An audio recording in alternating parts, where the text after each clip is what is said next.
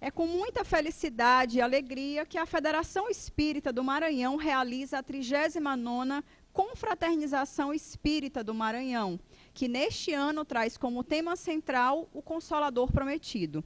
Para iniciarmos as atividades do nosso segundo dia de evento, nós iniciaremos com um diálogo interreligioso, que terá como tema central a moral e o homem pós-moderno.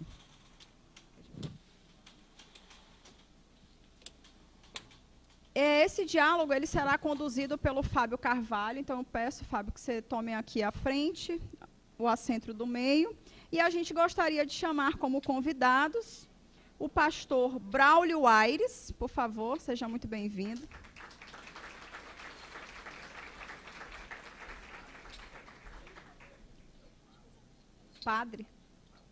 Padre Braulio, desculpa.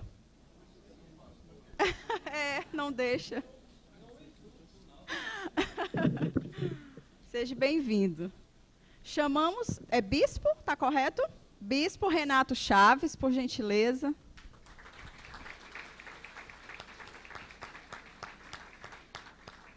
Chamamos o orador espírita Marcel Mariano.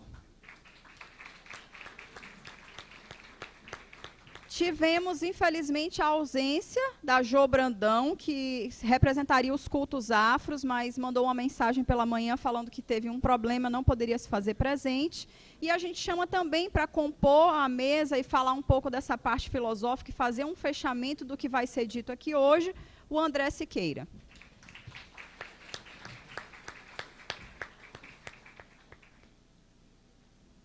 Meus amigos, antes de tudo, nós gostaríamos de agradecer por estarem aqui conosco nesse banquete,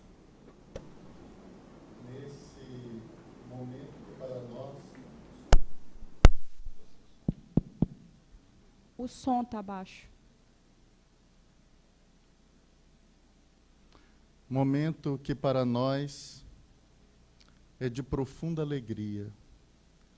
Porque nesses dias odiernos conversar sobre moral, sobre Jesus, sobre o Evangelho, sobre a conduta humana, nos parece premente, urgente, necessário.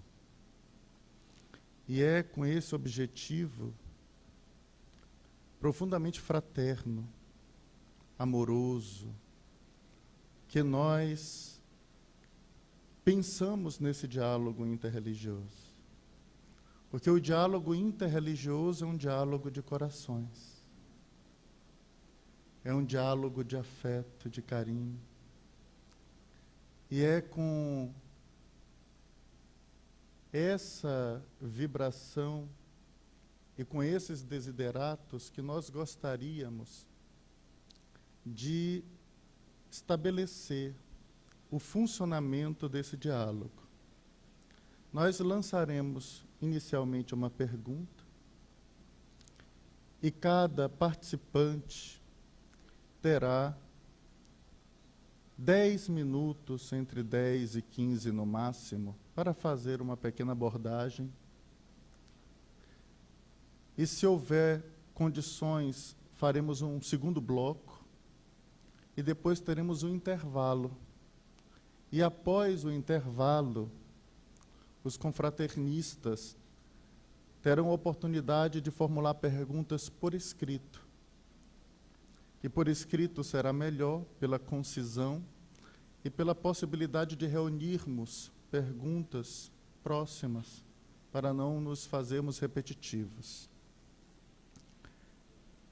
E poderemos seguir a sequência da posição das cadeiras para as falas, dizer que o nosso querido amigo André Siqueira, ele fará uma abordagem filosófica e, ao final, fará o nosso fechamento, com uma conclusão de todas as falas.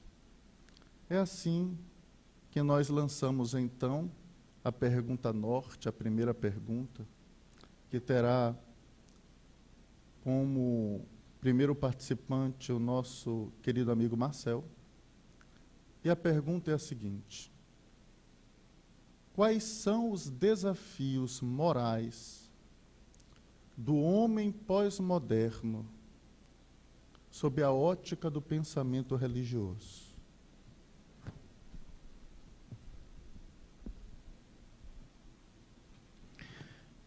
Meus amigos, minhas amigas, muito dignos representantes das igrejas romanas, reformadas aqui presentes, nossos votos cordiais de muita paz. Zygmunt Bauman, o notável sociólogo polonês, radicado na Inglaterra e recentemente desencarnado aos 90 anos de idade, escreveu uma série de livros onde analisa o conturbado século XX e os primeiros 19 anos do século XXI. Ele enfatiza em suas teses que estamos vivendo uma época líquida. Os relacionamentos estão líquidos, os afetos, quase nada consistente. Isso demonstra a fragilidade dos relacionamentos que hoje primam pelas redes sociais, pela internet, onde o indivíduo torna-se frio, calculista, experimentado, sagaz, porque não tendo nada interior, opta por fachadas e por caricaturas da rede mundial de computadores para parecer aquilo que desejaria ser e, em verdade, não é. O que causa muitas vezes espanto de que nesses grupos que se vinculam pessoas solitárias, e só se é solitário porque não se é solidário, esses indivíduos que se buscam para a química do sexo rotulado de amor, muitas vezes lançam fotografias em que aparecem como se fossem verdadeiros deuses Apolo ou verdadeiras ninfas do mar. Mas quando se aproxima o momento de se aparecerem à pessoa contactada para o primeiro contato presencial, o choque é muito grande, porque a pessoa está completamente desfigurada em relação àquela paisagem, aquela fotografia, aquela selfie que foi observada nas redes sociais. O que causa uma grande frustração, levando as pessoas ao medo dos relacionamentos afetivos, o que levou Zygmunt Bauman a classificar esses dias como líquidos, onde os relacionamentos praticamente não têm mais consistência, a não ser da gelatina e não do concreto. Aqueles relacionamentos sólidos, firmes, onde a pessoa acredita no outro, onde a pessoa deposita confiança no outro, sem o receio de daqui a pouco ser decepcionado. Porque todas as vezes que damos a uma pessoa uma condição que ela não tem, é natural que cedo ou tarde iremos nos desencantar. Se admito que uma pessoa é um super-homem e convivo com ela para apreciar de que ela é uma pessoa comum, virá inegavelmente a frustração. Se admito que minha parceira é a Mulher Maravilha e descubro depois que ela é a maga patológica ou a Madame Mim, a bruxa, virá o profundo desencanto. É porque eu projeto no outro que gostaria de ser. E às vezes crio para a pessoa uma rotulagem e qualidades e virtudes que a pessoa ainda não tem. Somos membros imperfeitos de uma sociedade doente, de uma sociedade depressiva, ansiosa, que tem medo. E por isso de uma sociedade profundamente caracterizada pela intolerância. Hoje, às 5:30 da manhã, acordei-me para as habituais reflexões que faço, e o meu pensamento voltou à cidade de Salvador, a capital baiana, quando no ano de 1999, já se vão mais de 20 anos, uma Ialorixá, uma mãe de santo do candomblé, chamada Gildásia dos Santos, Mãe Gilda, participaria em 1989, portanto 10 anos antes, ela participou de um comício que propunha o então presidente alagoano Fernando Collor de Mello a sentar-se no Palácio do Planalto. Ela foi vestida, caracterizada como baiana para aquela festa, para aquele comício, depois transformado em showmício. Só que naquele ano de 1999, uma igreja evangélica de Salvador exibiu uma reportagem em um dos seus jornais de grande circulação, mais de 1.500.000 exemplares diários desse jornal, uma foto daquele comício, onde estava a mãe Gilda, Gildásia dos Santos é reduzido para mãe Gilda, do candomblé, exibiu uma foto com uma tarja no rosto dela, apenas fechando os olhos, dizendo que ela era macumbeira e que era feiticeira.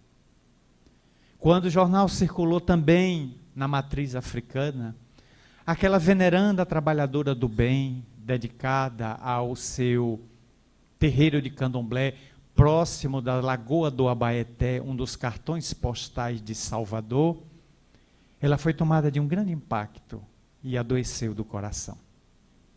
A matéria atacava de maneira vil e cruel por um segmento evangélico. Dias depois, outro grupo evangélico foi a seu terreiro, atacou-a, atacou seu marido, quebrou os objetos de culto, destruiu praticamente todo o terreiro. Ela refugiou-se no fundo da casa, protegendo as filhas de santo, entre as quais sua filha sanguínea Jaciara, que a sucedeu no terreiro. E dali em diante o calvário de Mangilda se apresentou doloroso. A cardiopatia se apresentou, ela foi internada no hospital de Salvador e 30 dias depois ela morreu. A filha dela sucedeu, passou por todos os rituais que a consagraram como Ialorixá. O Babalorixá é homem, Ialorixá é a mãe de santo. E colocada agora no posto que antigamente era de sua mãe, ela ingressou na justiça contra uma e outra denominação evangélica. Sendo com que aquela que havia publicado a reportagem, ela ganhou direito de resposta. E escreveu um longo artigo que tive a aventura de ler, onde Jaciara comenta de que a função das religiões é tornar o homem melhor, o homem e a mulher, falando aqui a americana. Entretanto, se o profitente de uma crença, de uma filosofia, de uma doutrina religiosa não consegue tornar-se melhor, a culpa não é da religião. A culpa é do profitente que não entendeu a religião. Toda religião é boa. Toda religião é nobre, é digna. Leiamos trechos do Alcorão e encontraremos poesia, retratado por Maomé, que era analfabeto. Era um escravo que o escrevia para ele as suas visões na gruta de Hira.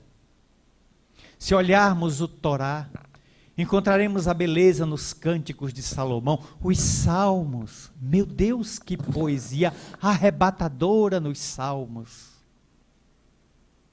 Se lermos o livro dos Upanishads, se lermos o Zendyavesta, o Mahabharata, o Bhagavad Gita, o Evangelho segundo o Espiritismo, qualquer livro novo encontraremos beleza que os seus poetas, que os seus menestréis, que os seus cantores ali depositaram em momento de estesia.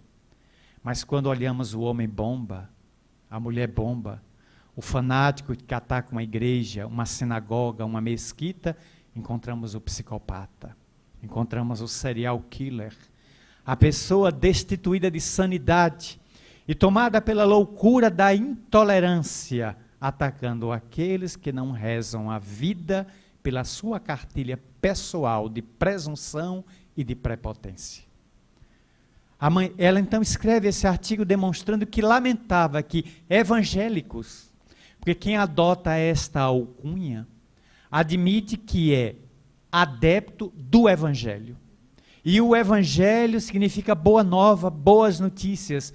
E não há na mensagem de Jesus, Novo Testamento, qualquer incentivo à intolerância. Porque ele foi o homem mais tolerante da terra. Conviveu com judeus, com fariseus, com pessoas agressivas, ateias, e a todos tratou muito bem.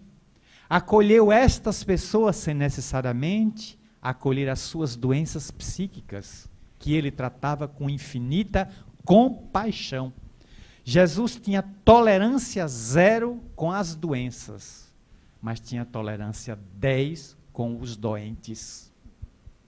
Como diz a psicossomática, não há doenças, há doentes. E precisamos nos recuperar da enfermidade e da intolerância.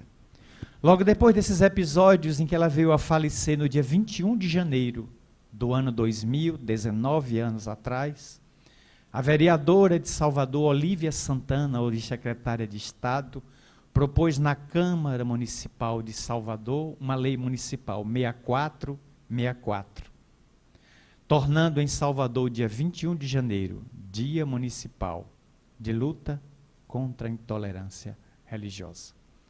A primeira cidade do Brasil a ter. 80% negra é o estado da Bahia.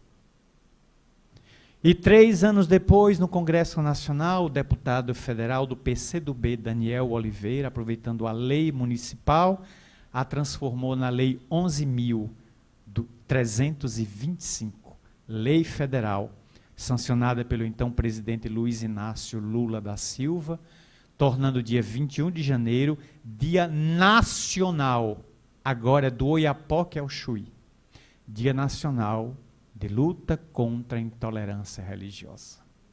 Se temos uma lei, é porque temos intolerância. Só se propõe uma lei quando o fato gera esta lei. Portanto, um encontro como esse se reveste de magna importância, porque conseguimos ter o respeito de nos sentarmos para dialogar, sem que um procure ou tente convencer o outro. Já estamos convencidos dos princípios que abraçamos. Mas se flores diferentes conseguem conviver juntas no mesmo canteiro, por que as criaturas humanas não conseguem conviver juntas no mundo, dialogando, respeitando-se, mesmo tendo diapasões diferentes? Todos os caminhos levam a Deus. Seja lá Buda, Maomé, Jeová, Emanuel, Shiva, Brahma, são expressões variadas de rotulagem para figurar a mesma divindade na qual acreditamos. O importante é ter a certeza de que não estamos ao léu, nem somos barcos à matroca, boiando no bar da adversidade ou das experiências infelizes. Há uma diretiva. Há uma inteligência suprema que promove que a flor desabroche no chão, cria a histogênese da lagarta que se transforma na falena, que voa feliz em direção aos céus de estonteante claridade, tanto quanto determina que a estrela cintile no infinito, disparando seus raios argênteos sobre toda a terra. Há uma inteligência que preside todas as coisas, dê-se o nome que quiser a ela. Porque não é importante que o homem acredite em Deus. O importante é que Deus acredita na criatura humana. Coitado de nós, no dia que Deus perder a confiança na criatura humana, perderemos o sentido existencial. Mas enquanto não acreditarmos em Deus, isso é de pouca monta. Porque o importante é ser nobre. Para o Espiritismo, não é muito importante ter uma religião. Não é imprescindível, conquanto seja importante. O importante é ter uma conduta. Porque para o Espiritismo a conduta está acima da crença, tanto quanto os atos estão acima das palavras. As palavras o vento leva. Os atos demonstram o valor moral da criatura, a nobreza, a integridade.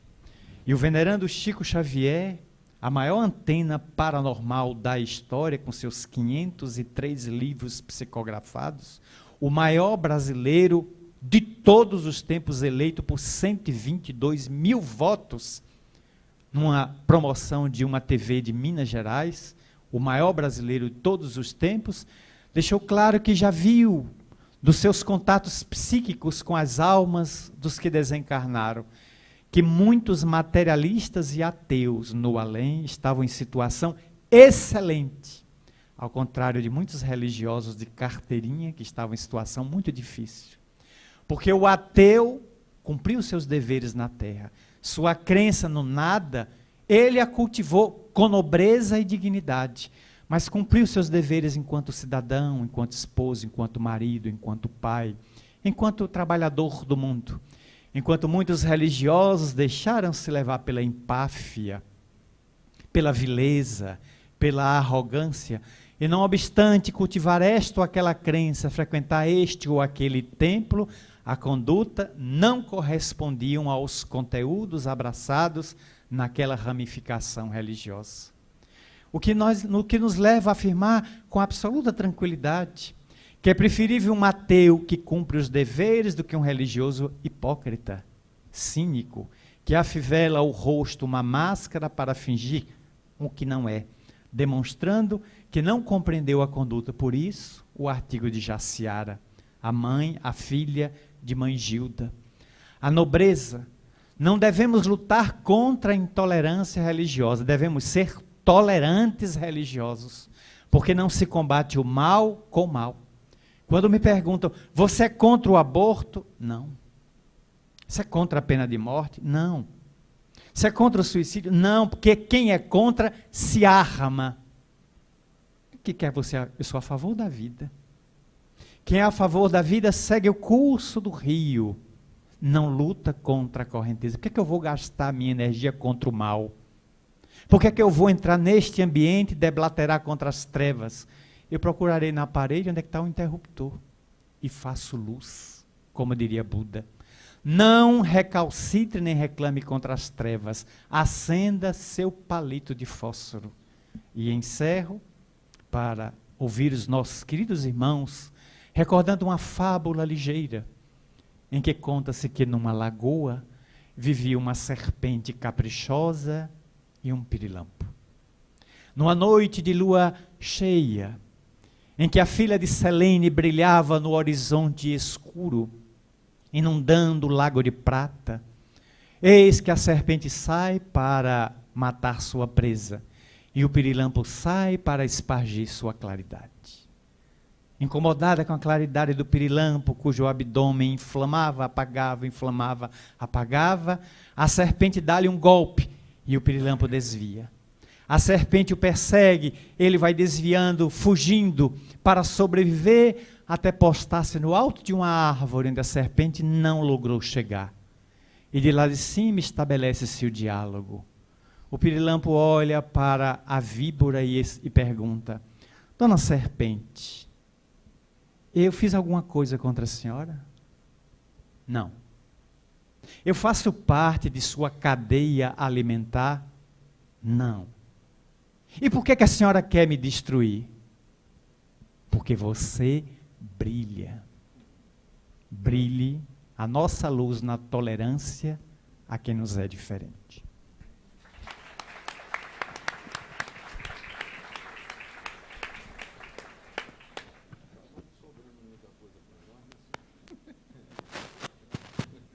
Vamos passar agora a palavra para o Padre Braulio. Bom dia a todos. Sobretudo, eu queria agradecer pelo convite, a oportunidade de estar com vocês e, naturalmente, beber no manancial dessa espiritualidade que trouxe cada um de nós até aqui. Que o único Senhor da nossa história nos ajude a viver aquilo que Ele implantou no nosso coração, de semeadores de paz, de amor e de fraternidade entre as pessoas. Quando eu recebi a proposta, ou melhor, o conhecimento do tema de hoje, veio diversos temas que está sendo discutido dentro da igreja, a partir do pontificado de Francisco, que não tem nenhuma novidade enquanto vamos à fonte, que é o Evangelho. Por outro lado, ele tem um jeito particular de apresentar coisas velhas como coisa nova. Faz com que a gente meta a mão no baú e descubra aquilo que realmente é mensagem que para nós parece novidade. E a gente se depara com a proposta, naturalmente, de Jesus, com o humanismo que está dentro da igreja e nas outras religiões. O primeiro ponto para que a gente chegue a viver essa experiência de conhecer e entender o homem pós-moderno é exatamente estar atento para a mutação com que, de modo particular, a família está sofrendo. Pós-Vaticano II, tudo acelerou-se. Quando vivíamos isolados, cada qual no seu canto, até que a notícia chegasse até a gente, levava dias, anos. Hoje se sabe o que está acontecendo simultaneamente. Falamos aqui, o mundo já sabe, já ouviu, documentou o que nós estamos comunicando neste encontro. Então, essa família, que houve uma mutação grande, extraordinária, muito boa por sinal, às vezes esqueceu exatamente de puxar a corda da tenda.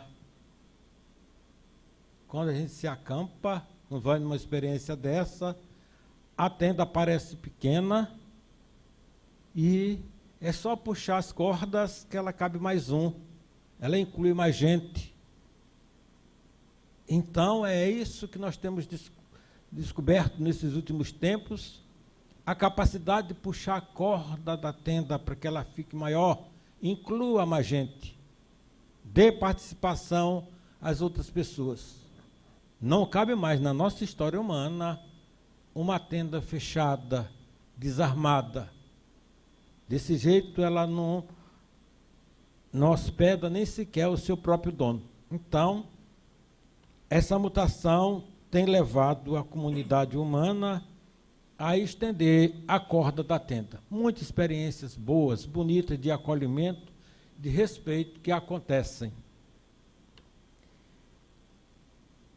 Então, a família é forçada a mudar de estilo, não deixar os valores, não abrir mão daquilo que é realmente valor, mas, sobretudo, ter a coragem de dizer que esse valor, essa moral, não é da Igreja Católica, não é de A nem de B. A moral humana é do ser, é da pessoa. Deus, na infinita bondade, não precisa viver essas regras, esses comportamentos morais que nós impomos para as famílias. Então, é uma coisa muito nossa, que precisa ser considerada ainda hoje. Um outro ponto é a herança cultural, de modo particular dos mais jovens. Nós, com os caminhos andados, encontramos traçado os dogmas, as regras, tudo estava pronto, era só cumprir. No nosso caso nós católicos, cumpriu os 10 mandamentos, ou melhor, decorou os 10 mandamentos, estava resolvido. Poderia até não colocar em prática, mas sabendo dos 10 mandamentos, tu era considerado tal. Então, quebrou-se, portanto, esse modo de pensar. Nós precisamos, sobretudo, abrir mão dessa cultura fechada e pensar na cultura que se construiu hoje. E nesse processo de construir culturas novas, a condição é exatamente aquela que traz realização às pessoas, que inclui as pessoas nesse universo holístico, aonde em toda e qualquer parte o ser humano é quem ocupa o lugar da felicidade, da realização. É interessante que falta, nesse aspecto, a referência dos idosos, dos adultos, para os jovens, para as crianças. Eles crescem, como já foi dito, exatamente com os meios de comunicação ditando utopia, sonhos que não são reais, e não se tem tempo de colocar nossa criança junto com seus avós, com seus pais. Para os pais e avós se questiona tudo, se intitula de possessivos e vai colocando em situação que ele se sente constrangido a cuidar bem do seu neto, dos seus filhos, porque é um avô, é um pai, é um tio, alguém da família ultrapassado. Então, a nossa juventude em particular vai crescendo com essa atitude de quem rejeita a colaboração do outro na sua própria formação. Por outro lado, os adultos têm a tentação de querer ser jovem. Se confunde para agradar o neto, o sobrinho, o filho, e lá vai tudo. Tu dá uma, não sei se a linguagem ainda está certa, mas dá uma de playboy, menininho. E aquela criança, aquele jovem, não se identifica com aquele babaca. Não se identifica, porque ele está fazendo um carnaval, sei lá o quê, que não corresponde com a realidade deles. Então, falta, com certeza, a nossa colaboração para que esses jovens possam viver essa experiência pessoal sua. Para que a gente entenda também esse contexto, foi perdido a relação de gerações. Eu sou interiorano, nasci no mato, na Baixada, e, naturalmente, nós tínhamos nosso grupo de nascença. Não sabíamos que tinha esse nome, né? Mas era aquele grupo com que nós íamos para Passarinhada, para o Rio, passeando, e a gente crescia junto. Cadê fulano? Está com os outros. Então, hoje não tem mais, ou se tem em dificuldade. Quando se eu lembrava a feitura das casas de culto, né? Me veio exatamente que isso faltou. Não tem mais quem forme a nossa juventude. Não tem quem vá com eles, agrupando, para que eles possam encontrar suas próprias forças, descobrir seus próprios caminhos, seus próprios desafios. Eu lembro, por mim mesmo, quando eu chego em casa, eu sou tio de uns 48 sobrinhos. Aí, quando eu chego em casa, a minha primeira tentação é uma diferente dos pais deles, compreensível, é o padre aberto, é o sabidão. Mas depois eu tive a resposta do meu irmão. Nós estávamos no interior do interior, e eles queriam para a festa de carnaval em Penal. E o pai já tinha dito que não. Fazem aqui a festa de vocês. Não está seguro, organizem aqui. Não, mas temos que ir, aquela história toda. Um sabidinho vem e me diz: tio, o senhor não quer ir com a gente em Penalva? Eu digo: vou fazer em Penalva, tanta zoada. Não, tem teus amigos, eles querem te ver, fulano. Bateu no coração, né? Aí eu disse: tá bem, depois do almoço você vai. Levantei do cochilozinho, né? Que os católicos em piada dizem que depois da oração pelo Papa, quando ele vai dar uma cochilada, viu? Então, quando eu estava aí, ele não queria me dizer não vai, meu irmão mais velho, né? Então disse para mim: Braulio, eu queria saber como seriam os teus filhos. Digo: por quê? com os nossos tu aceita tudo, imagina os teus. Aí eu fui amorrecendo por aqui, até que tive coragem de dizer para a turma que eu não ia. E nem empresto o carro, e fui cortando as minhas, quer dizer, os reais interesses que eles queriam comigo. Então, eu acho que essa relação, esse entrosamento em grupos de nascença está faltando. Os meninos sabem demais. 3 anos, eles baixam os jogos no celular. E esses meninos são capazes de dizer qual o melhor programa de computador. Quando eu me perco e chamo algum deles, resolvem, ainda me dão um showzinho. Ô, Tibral, você não sabe essas coisas preliminares? Mas não dá para saber, lógico, né? E nem eu vou me frustrar por isso. Porém, ele não sabe fazer outra coisa de que acessar uma tecla. Então, como todo cabra vaidoso, eu não perco a oportunidade de dizer quando eles erram a matemática, um cálculo, e quando eles não falam corretamente. Ô, Tibral, não se preocupe com isso, para isso existe o Google. Quer dizer, não precisa mais aprender. E eu, pai dele, mãe deles, nós aprendemos, copiando, quebrando a pestana, e a turminha não quer mais disso.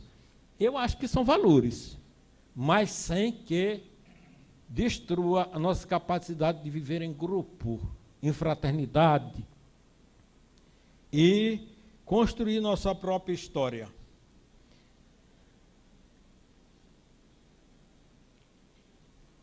Uma coisa que creio que, para que essa moral seja bem direcionada da nossa parte, adultos, é tentar ajudar o jovem a descobrir os valores do passado, exatamente para iluminar o seu futuro, para que eles mesmos construam a partir de uma realidade já vivida, experimentada.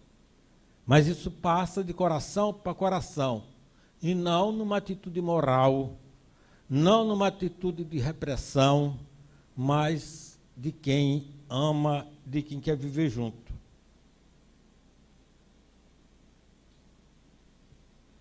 Isso, com certeza, vai ajudar os nossos jovens em particular, e nós adultos, que somos ignorantes no assunto, a viver a nossa relação de amizade com os outros e a nossa afetividade. Eu falo por mim, mas vocês dirão, é por causa da tua formação, mas, bem, eu falo de mim. Aonde a sexualidade e meu sexo foi ensinado como meu inimigo, coisa feia. Não cheguei a alcançar isso no seminário, mas via até manual do jeito que você teria que se vestir, e como banhar, ir ao chuveiro, para não provocar reação no teu corpo, para que teu sexo não te atrapalhasse na espiritualidade, imagine. Então, coisa que esse passado nosso, de adultos, que tínhamos medo, passávamos mais de 99% do nosso tempo nos defendendo do nosso corpo, achando que ele era feio. Perverso, coisa do diabo. Então, essa juventude tem descoberto de um modo extraordinário, com a ciência, com a tecnologia, que não é bem assim. Nós não usávamos nosso corpo porque tínhamos medo de engravidar. Não tinha porque eu não podia sustentar. Não tinha porque quando você tinha uma relação com a sua companheira de grupo, sei lá de quê, automaticamente você tem ou teria que casar com alguém que você não escolheu como esposa. eu que vivo no confessionário e gosto, escuto cada vez, quando as pessoas vêm me procurar para anular o casamento, ou considerar nulo, então, a maioria das coisas complicada, não teve amor, não teve relação, não teve nada recente, fazendo um processo desse. Ela tinha 12 anos, não se sabe se completo, porque até ela não sabe naquela época se ela tinha 11 ou 12 anos. Então, uma gravidez, como diz a juventude, na primeira. Então, veio o segundo, no segundo ela não aguentou mais o abuso, a maldade, a perversidade de pessoas que estavam vivendo juntos, que não se amavam. Quer dizer, não teve casamento nenhum.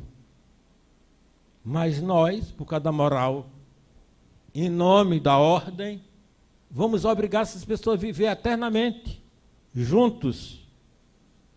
Ele foi-se embora, desapareceu, ninguém sabe, do Carajás para lá, da Serra Pelada para lá, não se sabe que está morto. E essa pobre mulher, da nossa comunidade católica, privada de uma porção de coisas, por uma coisa que ela não tem culpa, que não existiu. Esse é um exemplo que nós devemos aprender. Não era porque nós respeitávamos o sexo, não é porque valorizava a afetividade, não é que eu queria que tu te relacionasse e vivesse bem. Fecha o ouvido. Quando vi de uma senhora santa, boa, digna, padre, o senhor pode me explicar se gozar e orgasmo é a mesma coisa? Eu nunca soube o que é isso. Eu digo, o quê? 80 anos? Aí o fulano, mais esperto, mais trabalhado, chegava, resolvia a questão dele, e ela ficava vendo navios. Depois de tantos anos. E o que eu acho cruel é que nós abençoávamos essa situação em nome da moral, em nome do amor, e ainda, em nome de Jesus, né? Aí que é o grave. A tragédia. Oh, tem esse bicho ali, muito bem. Já terminei, tá? Você está enrolando mesmo. Então...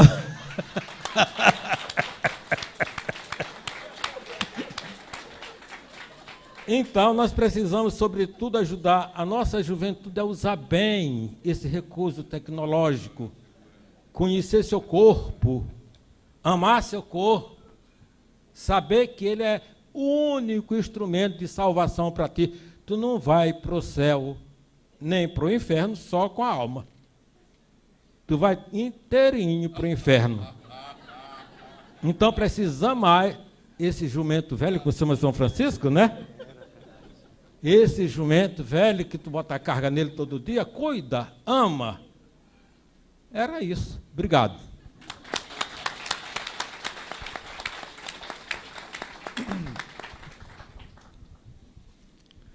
Vamos passar aqui para o Chaves.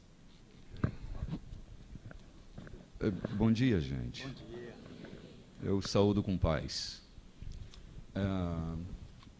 Primeiro, quero agradecer, estou me sentindo extremamente honrado de estar entre vocês, mas eu preciso declinar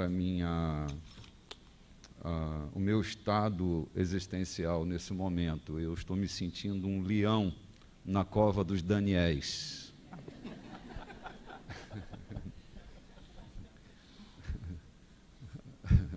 Braulio, essa figura extraordinária que vocês ouviram, é um companheiro de trincheira, um homem extremamente digno, né?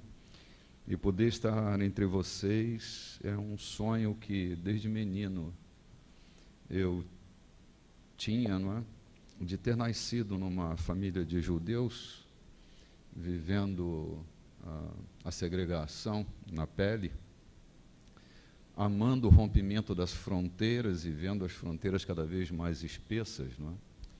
Entendendo que 2 monólogos, 4 monólogos não constituem um diálogo, porque não é di nem é logos, as falas são colonizadoras e elas não abrem caminho.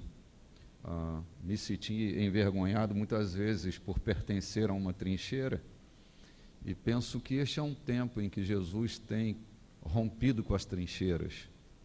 Estamos vivendo hoje uma pandemia. Não, meu filho, essa é minha cola. Pô.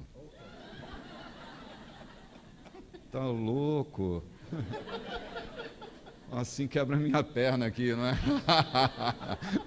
Eu pensei que estava entre amigos, eu agora já me sinto inseguro de novo.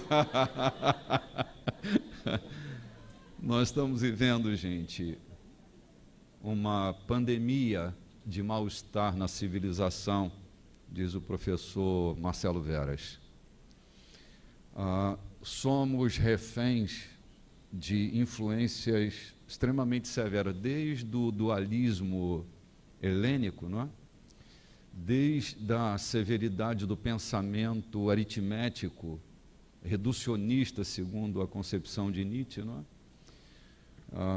Quando nós criamos modelos representativos e deixamos de perceber o ser para entender modelos. E foi isso que o dualismo grego propôs na filosofia dos geômetras, não é?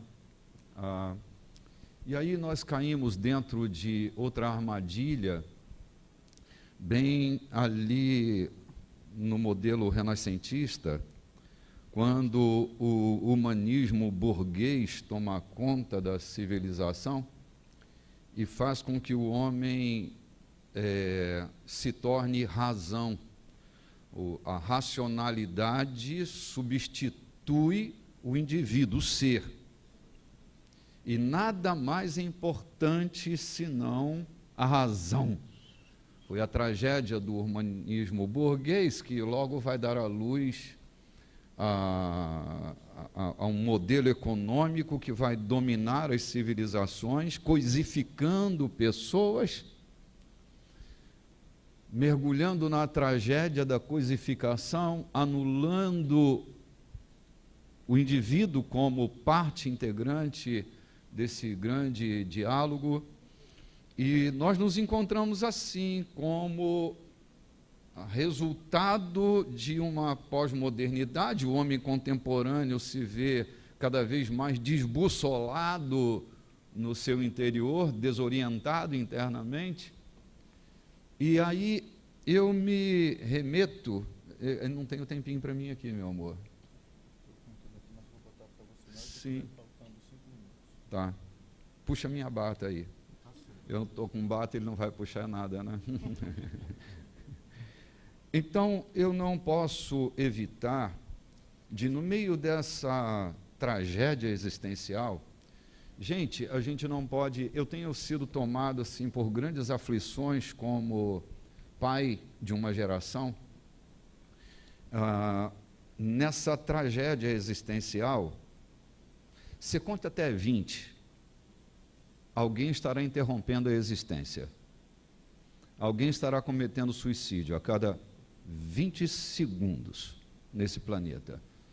Isso é indício de que nós estamos caminhando para um caminho equivocado. Nós não estamos planejando um fim abençoado, estamos planejando uma tragédia.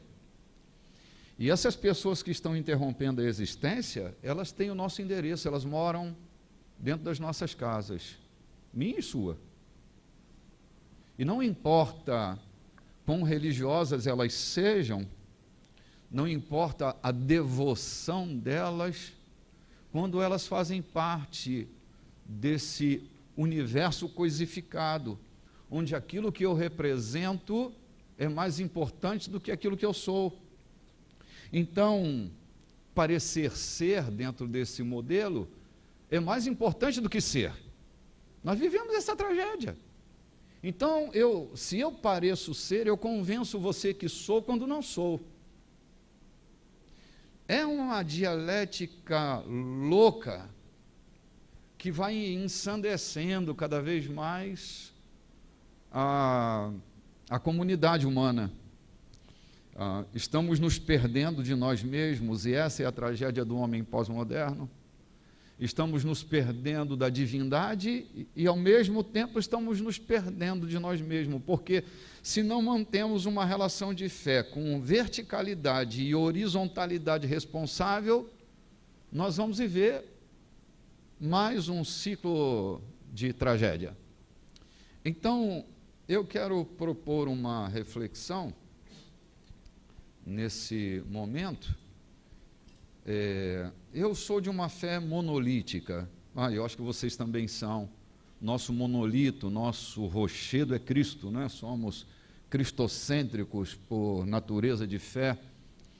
E olhando o Cristo como centralidade da nossa fé, eu começo a pensar de que o grande diálogo feito entre a divindade e a humanidade foi a encarnação do Verbo. E eu queria discorrer uns minutinhos sobre a encarnação do Verbo como solução para o homem pós-moderno, que precisa se ver livre desse delírio. Hoje a gente tem desenvolvido síndromes cada vez mais perigosas, como viver o delírio da expectativa dos outros. Estão apelidando isso de síndrome panótica. É viver o delírio da expectativa dos outros. Estava conversando com um amigo essa semana e ele diz: Renato, esse é meu nome, viu, gente? Renato. Ele diz: você carrega um demônio sobre você. Eu disse: é mesmo, cara? Ele disse: bispo. Bispo é um nome que demoniza você, porque você se torna aquilo que você parece ser. O seu ser é substituído por aquilo que você representa. E eu estou pensando no que ele está falando, porque estou constatando que nós nos relacionamos com as pessoas mais pelo que elas representam do que por aquilo que elas são. Nos damos ou recebemos verdadeiras representações, que foi exatamente o que o capitalismo, que é filho desse humanismo burguês, produziu, representações. Então, se eu estou com um palitozinho, eu impressiono você, não é? Eu estou aqui para impressionar você, com o que eu visto, com as palavras que eu uso, com o penteado que eu aplico, com o gel que eu uso, com o parfum. Porque esse mundo é um mundo de representações, então aquilo que eu estou representando para você vai influenciar nessa relação. Não é? E aí me facilita ou me dificulta. E dessa forma, muitas vezes, gente, nós estaremos negando o Cristo, que não estará no perfil daquilo que a gente espera, ou daquilo que a gente está disposto a se abrir, e a gente não consegue ver o Cristo que está no outro. Porque a gente admitiu essa forma narcísica de ser, onde o outro é uma projeção mal resolvida de mim mesmo, enquanto que tu seres tu, me dás a chance de eu ser eu. Mas quando eu proíbo que você seja você, e projeto minhas angústias, meus medos, minhas inseguranças sobre você, eu torno essa relação narcísica, porque eu vou te perceber nas minhas fraquezas. Não é comum quando vejo alguém fazendo alguma coisa de errado, que não consegue sustentar seu erro e assumir a sua tragédia, que vai culpar o outro, responsabilizar o outro, porque o outro é coisa. O outro não é gente, o outro não é humano, o outro coisifica e tempera o meu mundo egóico, narcísico por natureza. Na proposta do Cristo, vou falar do Cristo, me dá mais 10 minutos aí, amigo. Agora que eu vou entrar.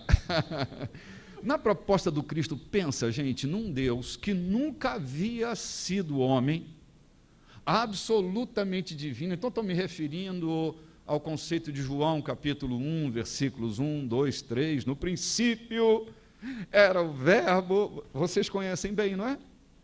Não querem... pronto. Me vi livre agora de uma vez. Agora eu sou eu. No princípio era o verbo estava com Deus, o verbo era Deus, ele estava no princípio com Deus. Todas as coisas foram feitas por intermédio dele, e sem ele, nada do que foi feito se fez. Aí lá no versículo 21, diz, e o verbo se fez carne, e habitou entre nós. O que isso significa? Que um Deus que era absolutamente divino, que nunca soube o que é ser humano, olhava o homem da perspectiva divina e não da perspectiva humana, conhecia o homem da sua perspectiva divina. É como nós às vezes conhecemos nossos pares, da nossa perspectiva, e não da perspectiva do outro, porque sequer ousamos romper com a fronteira. E na tragédia do homem pós-moderno, do homem contemporâneo, nós vivemos exatamente esse caos. Nós não ousamos nascer no mundo dos nossos afetos, sequer nos nossos desafetos. Nós não nascemos no mundo dos nossos filhos, queremos que os nossos filhos entendam a vida da nossa perspectiva. Queremos que os nossos amores engulam as nossas realidades sem considerar a realidade do outro. Então, é um mundo de fronteiras que nós queremos ser absolutamente nós. Todavia, o Eterno tomou uma decisão: nascer na natureza humana para ver o homem da perspectiva humana. Isso é comunicação, isso é tornar o mundo comum. Esse foi o desafio que Cristo deixou para nós. Nascer na realidade do outro, sem perder a nossa realidade. Porque outra tragédia é quando você vive a realidade do outro sem que viva a sua própria realidade. Mas o Cristo nunca deixou de ser quem ele era. Por isso é que nem sua reputação inibia a sua trajetória pelo caminho. Por isso ele se intitula o próprio caminho. Um lugar sem fronteiras, onde os cobradores de pedágio não nos alcançam. Porque é isso que às vezes a religião faz, né? Se torna verdadeiro cobrador de pedágio, tirando o seu quinhão na nossa caminhada. Mas o Cristo disse: eu sou o caminho. Não tem pedágio. E quando ele faz o caminho, ele nos desafia a fazer o caminho para todos os que estão à nossa volta. Jesus não tem nenhum problema e nenhum escrúpulo moral e ético ao ir na direção de uma mulher cuja reputação era duvidosa. Podia ter pensado como rabi, como mestre aqui da minha comunidade: eu tenho uma reputação a zelar. Eu jamais me permitiria ser permeado, tocado, adorado, regado com seu bálsamo por uma mulher de reputação duvidosa.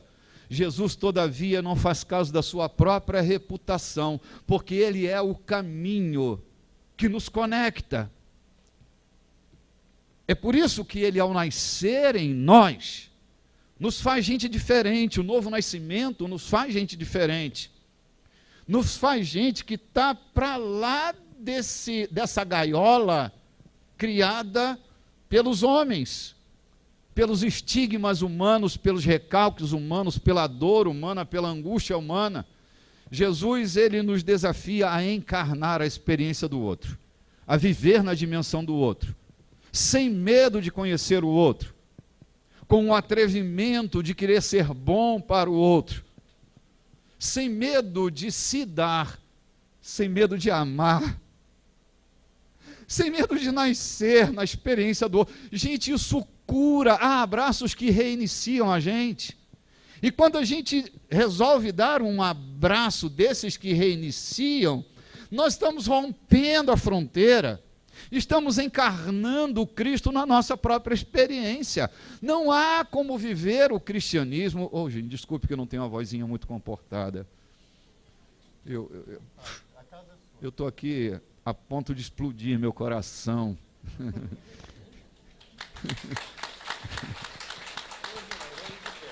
Não há experiência cristã, não há cristianismo, e mais uma invenção humana, não há caminho.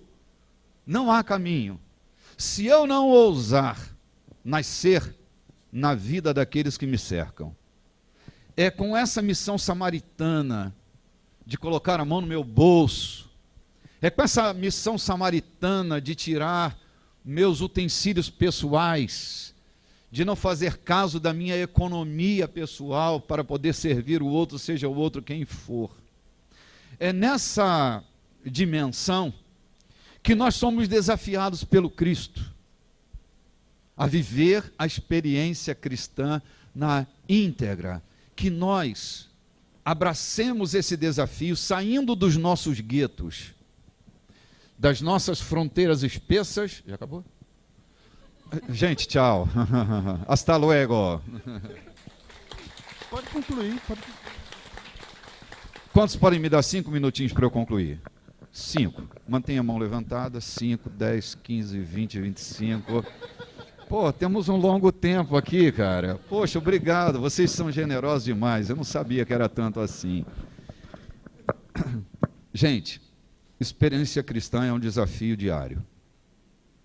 Ouse. Vale a pena ir na direção do outro. Vale a pena a gente não ter placas idealísticas. Os idealismos são burros, estúpidos. Os idealismos são severos, são ácidos e não nos permitem viver na dimensão do Cristo. Vivemos só na dimensão da nossa trincheirazinha, às vezes má, cruel, vivendo o mundo dos bonzinhos. Todo bonzinho, eu não conheço nenhum, mas todo bonzinho será a pessoa mais severa que você vai encontrar na sua vida. Os bonzinhos são maus, porque eles nos oprimem, porque não querem nos ver na natureza explícita da gente, que erra, que precisa de perdão, que precisa de misericórdia, que precisa de gentileza, que precisa de acolhimento, cara. E eu preciso tanto de você, cara. Você é um cara bonito pra caramba. Um homem de espírito doce, mas nossas fronteiras não permitem o nosso diálogo, porque eu estou querendo colonizar você para o meu gueto, e você, em contrapartida, quer me colonizar. Gente, acabemos com esse pensamento. Isso é medieval demais. Isso estraga a nossa vida. Isso acaba com a nossa existência. Porque quando isso acontece, o outro vira uma coisa. É o eu coisa.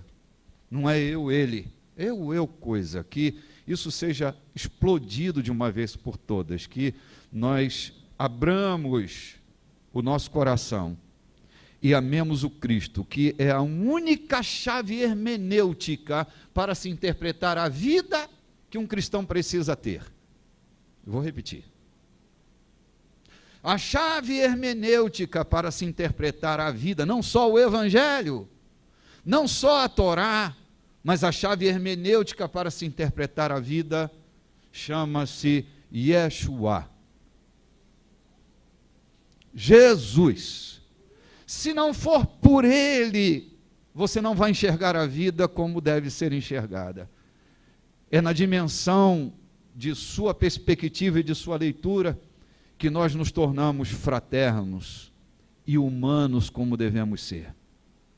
Porque quando somos humanos, somos parecidos com Ele. Quando tentamos ser divinos, vamos nos parecer com aquele que foi expulso do lugar que queria assumir. Que nós nos sintamos felizes porque somos humanos, porque sofremos. Eu estou curtindo essa dimensão da minha humanidade. E eu estou me sentindo feliz, porque eu sou humano e o poder de Deus só pode se aperfeiçoar quando a humanidade está presente. Shalom, gente, obrigado pelo carinho de...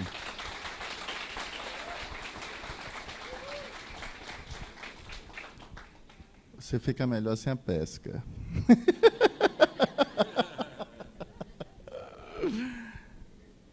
Seja muito bem-vindo, Ricardo Chaves. Renato, perdão, por isso que eu fui para o Chaves.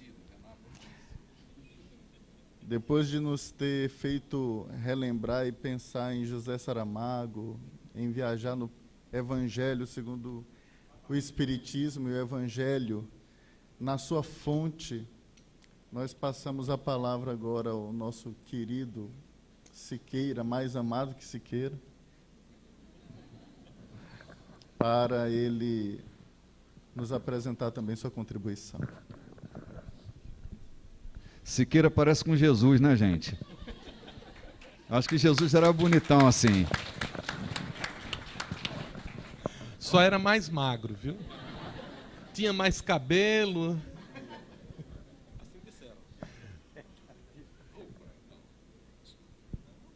Com que simplicidade despeço-me de ser eu, que antes era e me sabia tão mim mesmo, singular nas minhas idiosincrasias.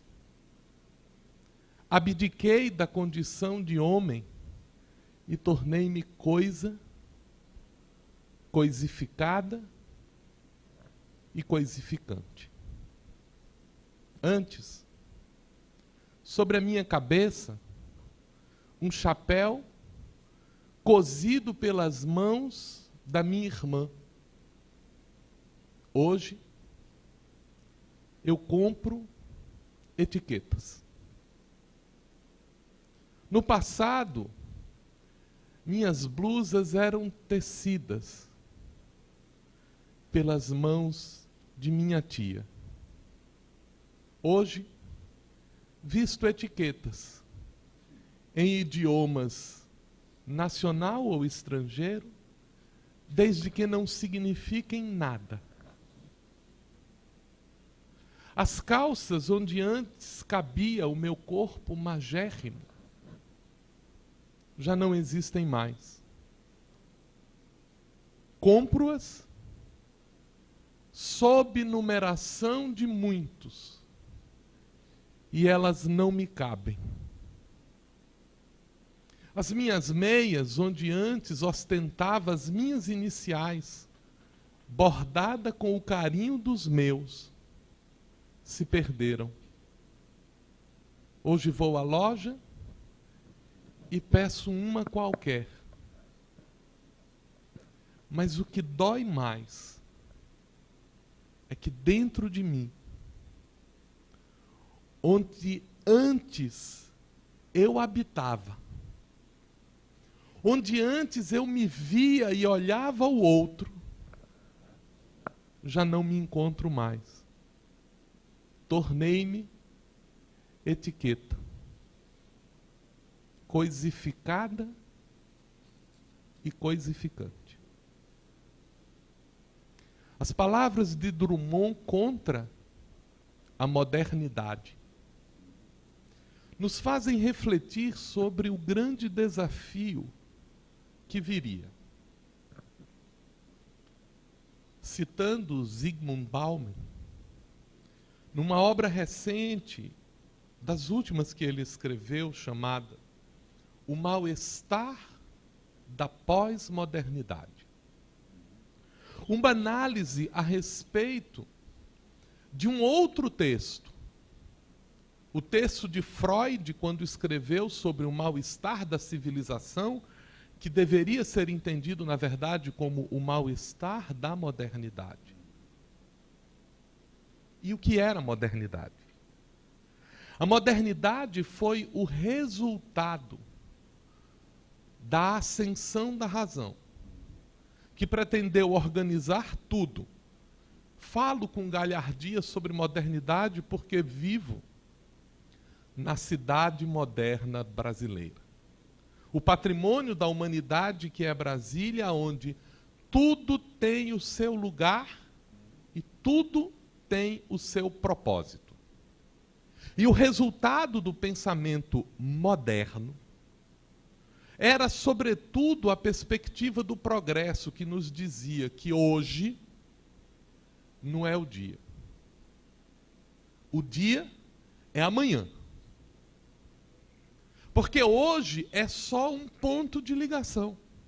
Amanhã é que tem o bom. Porque se nós estamos em contínuo progresso, então hoje é só o ponto intermediário. Você é mero instrumento. O bom virá depois. E a modernidade ofereceu como resultado para a civilização a angústia, a rotina, o medo e a solidão, na lúcida análise que fez o psicólogo norte-americano quando escreveu O Homem à Procura de Si Mesmo. Perdemos o nosso endereço e o Dr. Rolomei apresentou-nos os motivos pelos quais isso aconteceram. Em nossa ânsia de chegar ao amanhã, desenvolvemos rotinas organizadas, perfeitas, e em nossas rotinas perdemos o propósito. E sem o propósito, desenvolvemos a angústia. Com a angústia, adveio a solidão. E com a solidão, paramos de enxergar pessoas e víamos apenas coisas.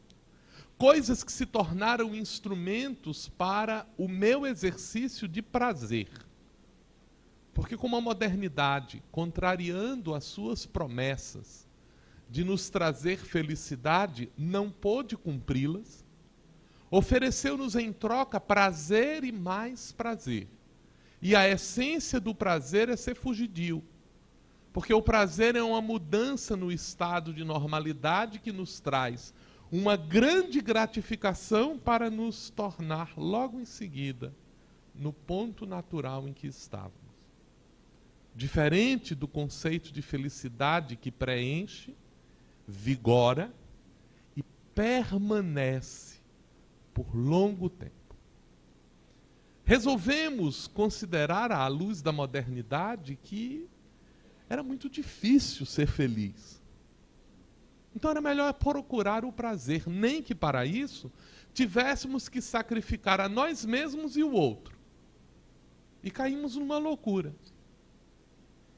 E a primeira revolta contra isso foi estabelecida na pós-modernidade.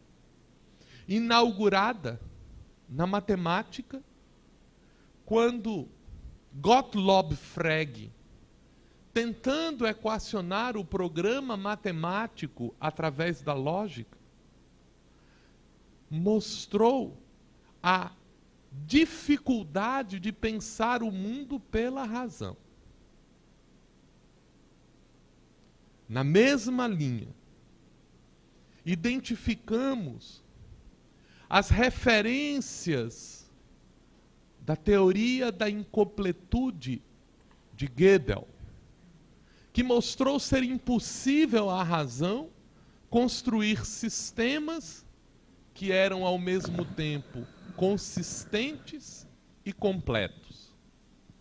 O que significava, em bons termos, que a razão era incompetente para entender o mundo.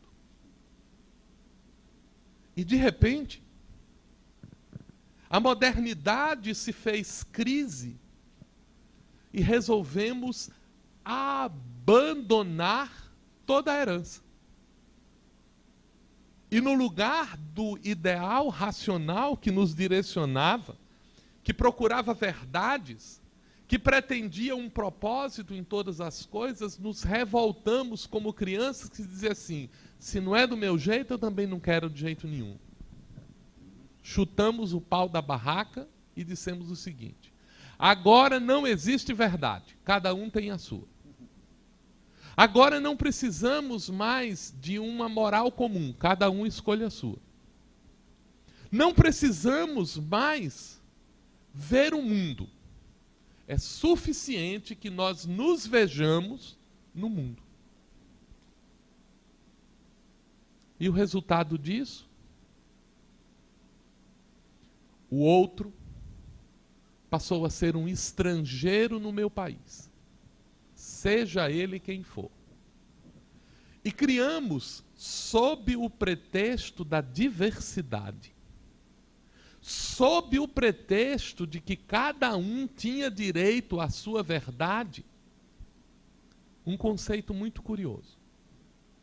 Eu respeito todas as pessoas, desde que pensem como eu.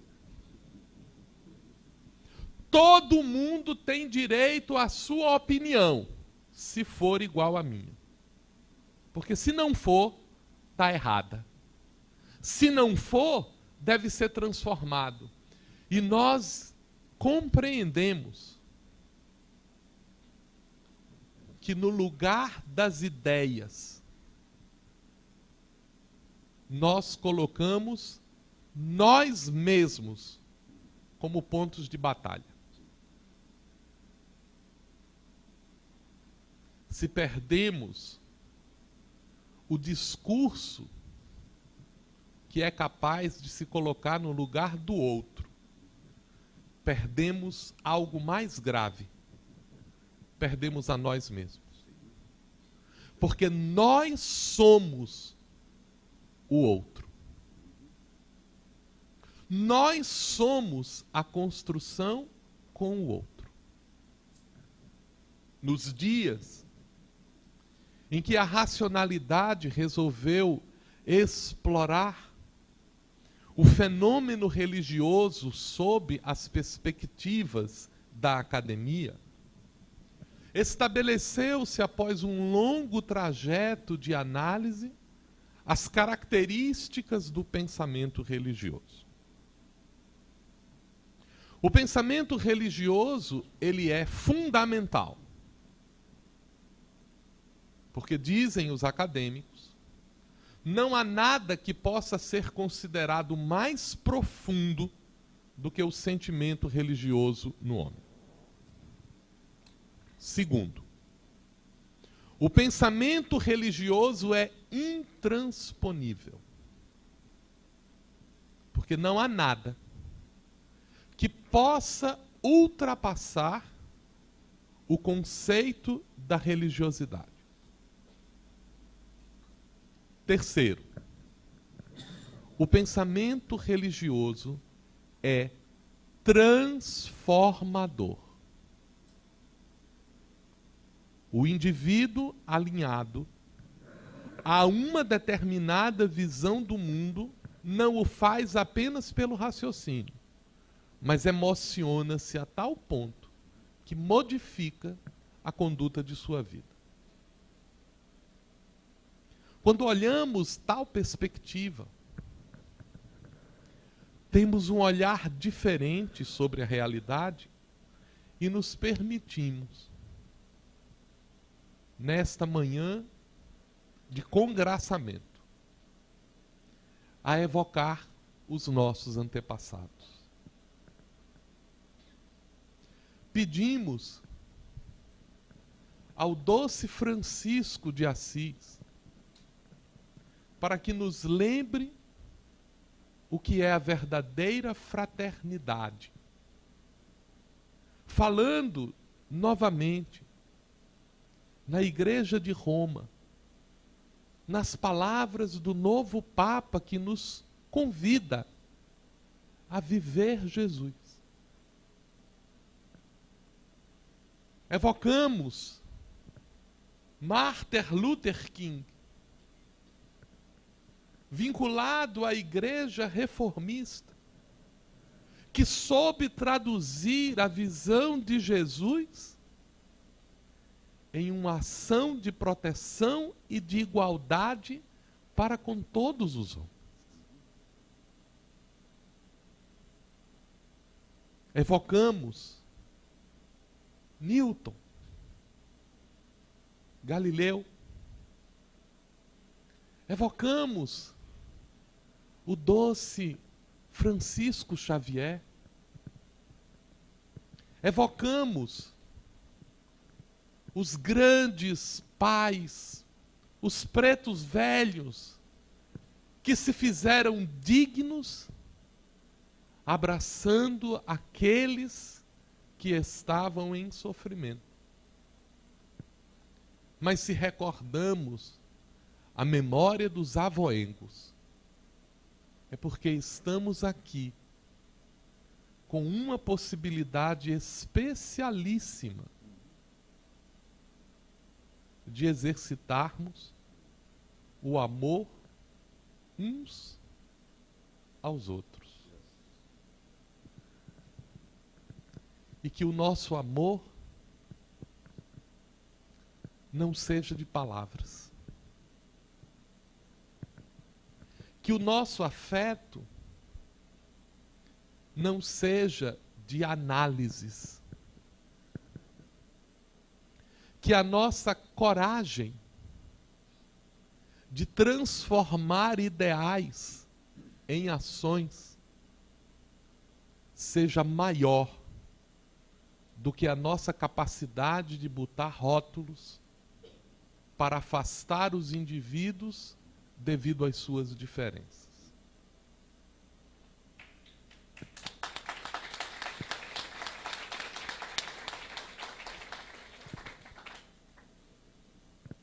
Se nesta manhã nós tivemos a oportunidade de um diálogo em que diferentes cores, diferentes perspectivas fossem apresentadas para a nossa oportunidade de ver o mundo sob outros olhares, que isso sirva para nós como referência de convivência, sabendo que isto é possível. E que nós não devemos tentar convencer o outro, mas vivenciar o de que estamos convencidos. Se nós nos esforçarmos por construir esta nova mentalidade, a pós-modernidade terá sido, então, um momento da história em que consagramos a fraternidade como ideal de realização humana. Que seja assim.